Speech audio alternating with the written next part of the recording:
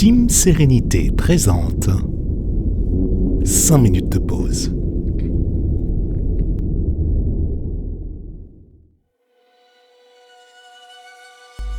Installe-toi confortablement sur une chaise ou un coussin de méditation, un fauteuil ou à même le sol. Bienvenue dans cette nouvelle série d'épisodes de 5 minutes de pause où il va être question des lois de l'univers. Il est possible de les trouver sous l'appellation des lois naturelles, lois divines ou tout simplement la loi, lorsque l'on vient à les concaténer tout ensemble.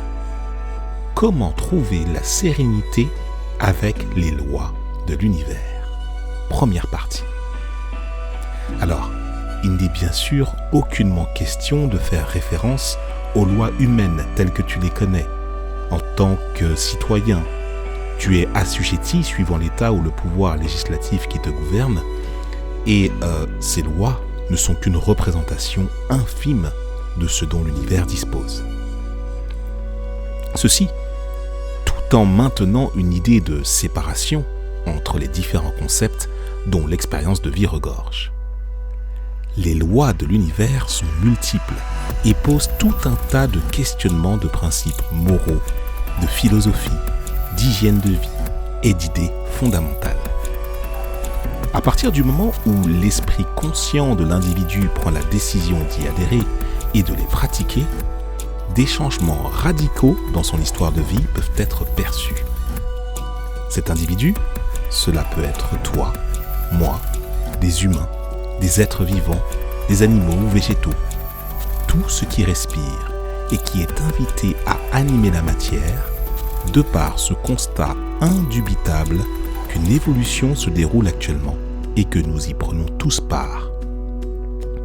Tout au long des prochains épisodes, nous reviendrons en détail sur certaines d'entre elles qui sont absolument cruciales pour que ton histoire de vie se manifeste selon tes volontés.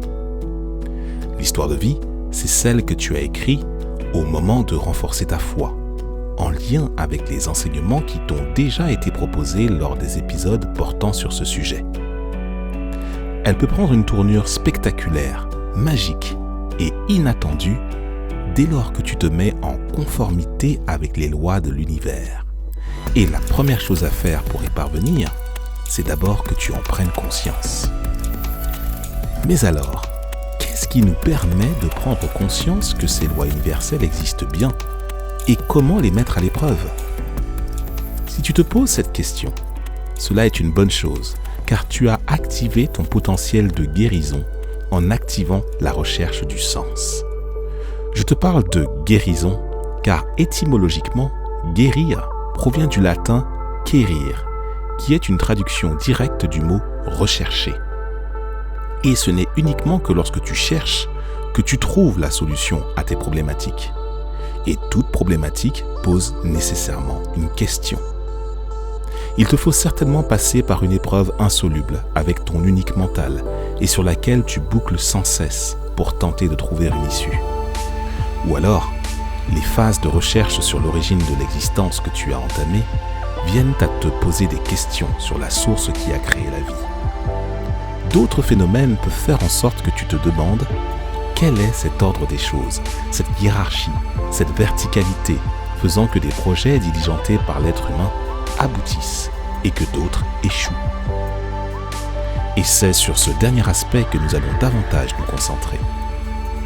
L'humain est un individu complexe, une véritable mécanique de pointe, dotée d'un pouvoir qu'aucun autre être vivant de cette planète dispose.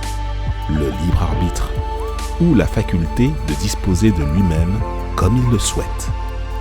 Le fait même de se détourner des lois de l'univers, de manière consciente ou inconsciente, est inclus dans les aptitudes émanant de ce pouvoir.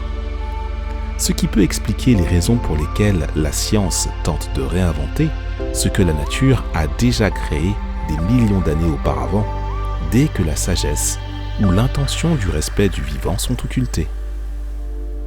À ce stade, pour trouver la sérénité, admettre que ces lois sont uniquement là pour notre profit et notre bien-être peut sembler être pertinent. À l'échelle de l'être humain, utiliser son sens des responsabilités et ses ressources propres sont une base essentielle pour la bonne vérification de l'effectivité de ces lois.